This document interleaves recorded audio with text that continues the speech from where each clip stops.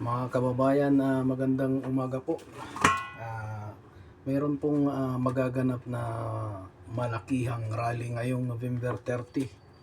So, ingat po tayo sa pagsama kasi ang ah, ang masang Pilipino ay mayroon pong hindi pagkakasunduan hinggil sa politikang umiiral sa ating bansa.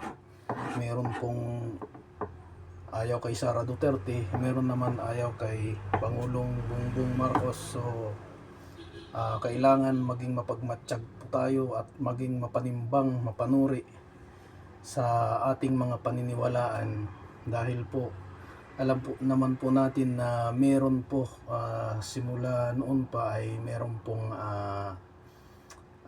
against the government, diba? So alam na natin kung sino yon. So dapat doon tayo sa mapanimbang na ating pag-iisip kung saan po ba talaga ang makatotohanan na makakatulong sa ating bayan. So ayan nga po, kailangan po nating manindigan para sa ikaunlad ng ating bayan.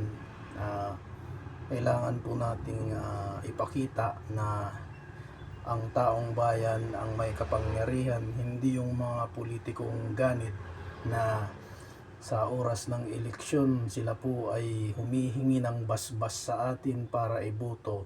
Subalit kung sila po ay nandyan na sa kanilang mga posisyon at nailuklok na, ay sila na lamang po ang nasusunod at walang konsultasyon sa mga naglagay sa kanila sa kanilang mga posisyon. Sila na lang po ang nagdidesisyon hinggil sa mga halaga na kanilang kagustuhan na makukulimbat. Imbis na nandyan sila para tayo ay tugunan sa ating mga pangangailangan, itinalaga sila bilang mga representante ng mga mamamayang Pilipino. Subalit ano po ang kanilang ginagawa? Ang kanilang ginagawa ay mga pansariling interes lamang at tayo ay binabypass na. So sa kasalukuyang panahon, tayo po ay umiinda sa lahat ng bagay. Matataas na po yung mga bilihin ng mga produkto at walang pagkakaisa sa bayan ng ating mga politikong iniluklok na dapat sana sila po ang ating mapapakiusapan upang tayo ay tugunan sa ating mga pangangailangan. So maraming salamat po.